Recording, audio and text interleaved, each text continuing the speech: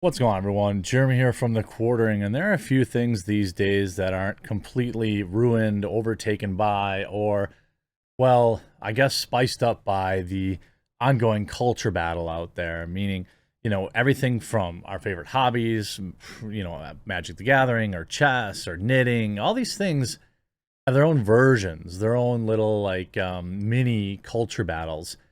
Perhaps the biggest one here in the United States right now, one of that at least is getting the second most coverage, is that of the school districts and how, we've talked about CRT and then how they rebranded it. And then we talked about, in Florida, how they want to teach certain things to kids that really shouldn't be talking about these type of things.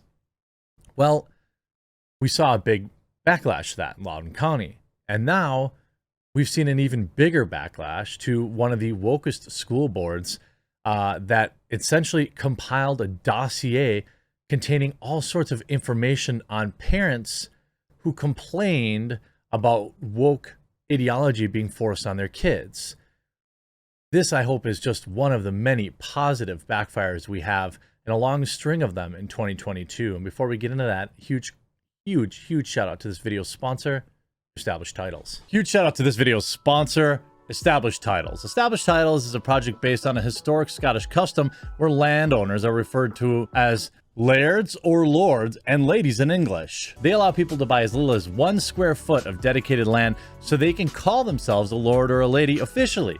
In return, they commit to plant a tree with every order and protect the beautiful, pristine woodlands of Scotland. Established Titles makes an absolutely amazing gift, and a person could officially get their name changed on documents. Their title pack gives you at least 1 square foot of dedicated land on a private estate and an official certificate with a crest. Established Titles is currently having a really big sale just for you, my subscribers. You can get an additional 10% off any purchase you make with the discount code TheQuartering. So click the link below, go to establishedtitles.com/TheQuartering and use promo code TheQuartering to save an extra 10% today.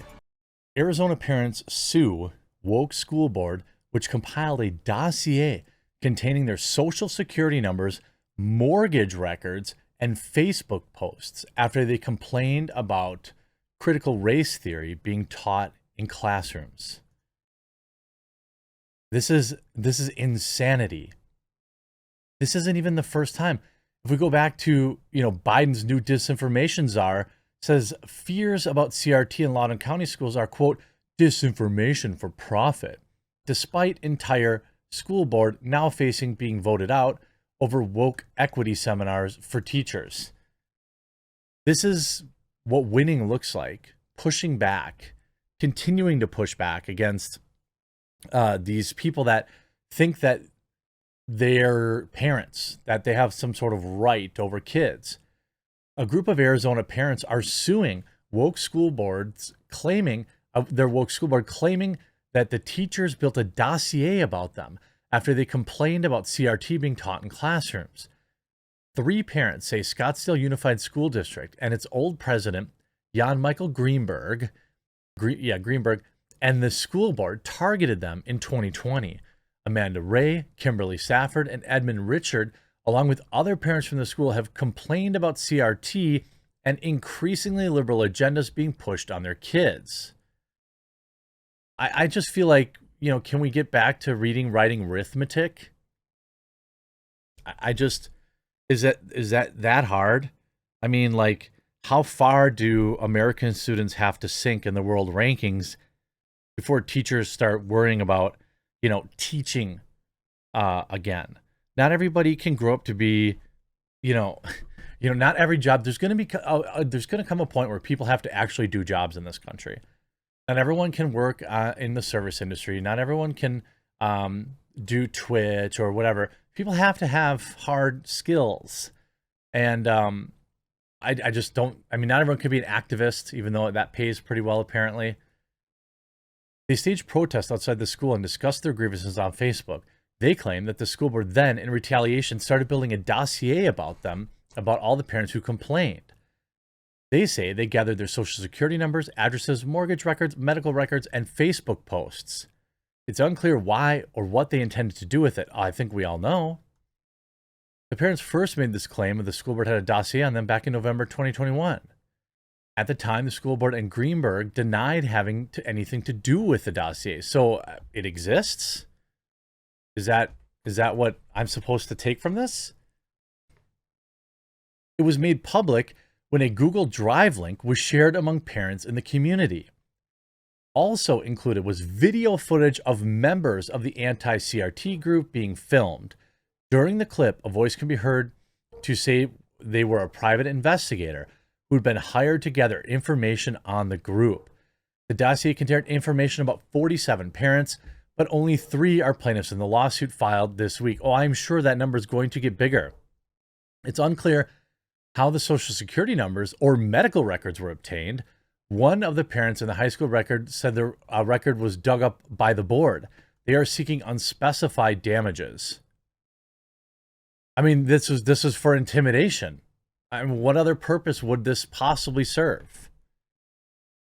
This is done to intimidate, and was going to be used against these people for speaking out against, I don't know, their kids being indoctrinated. This on the heels of, here in the United States, we have a new disinformation czar, whatever that is. Talking about Nina Jankowicz, a disinformation expert, was hired on April 27th to lead a Homeland Security Department working group. Republicans have been vocal in their condemnation of the group she will lead, likening it to George Orwell's Ministry of Truth. Is it even that is that even that difficult of a stretch? I mean, like, seriously, is it that big of a stretch? Why is it being run from the Department of Homeland Security, too, by the way? Joe Biden's new disinformation czar dismissed concerns about CRT in schools as disinformation for profit, despite parents across the country being worried about the teaching of the philosophy in their children's classrooms.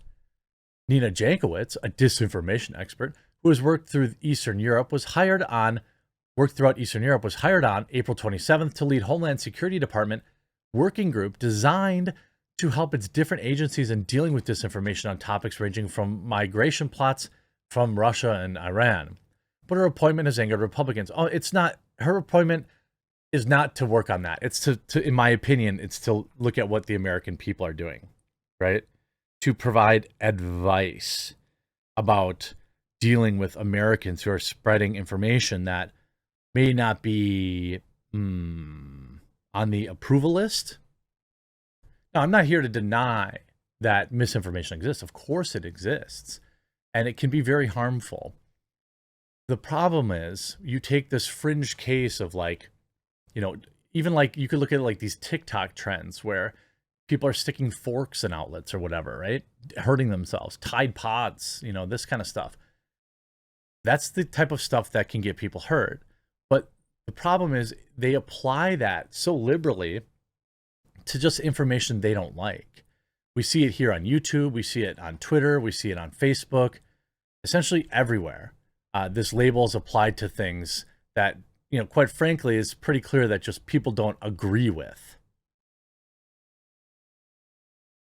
And this is, and they gaslight, like one man in the audience said that Republicans were using CRT to divide people, and asked her, how do you get people to understand that and go beyond the headlines? CRT is a legal framework taught primarily in law schools, which claims that racism is embedded in American and political institutions. Yeah, but it's not taught there primarily. People don't have a problem with it being taught in law school. People have a problem when it's taught in elementary school. When children are being taught that they have this original sin of privilege or whiteness or these types of things that, first of all, is ridiculous in and of itself. But second of all, not really something that's meant to be discussed in public schools with public funding. You want to discuss that stuff in private school. You want to discuss that stuff in law school, colleges that aren't state funded. I have no problem with it. Where I have a problem with it is when it's in public schools, and I think that's like what most people would say. Most people have a problem with that. So I absolutely hope that more woke-up call. Parents put virtue signaling school board members on notice. This is in the New York Post. Parents are getting more involved, and this is a great thing. I think parents would admit that they've been a little asleep at the wheel with stuff that's been going on in schools. They trusted, they had the sin of trusting. And now they're fighting back, and they're winning. I hope you enjoyed this video. Best of luck on the lawsuit. Hope you win. We'll talk to you again real soon.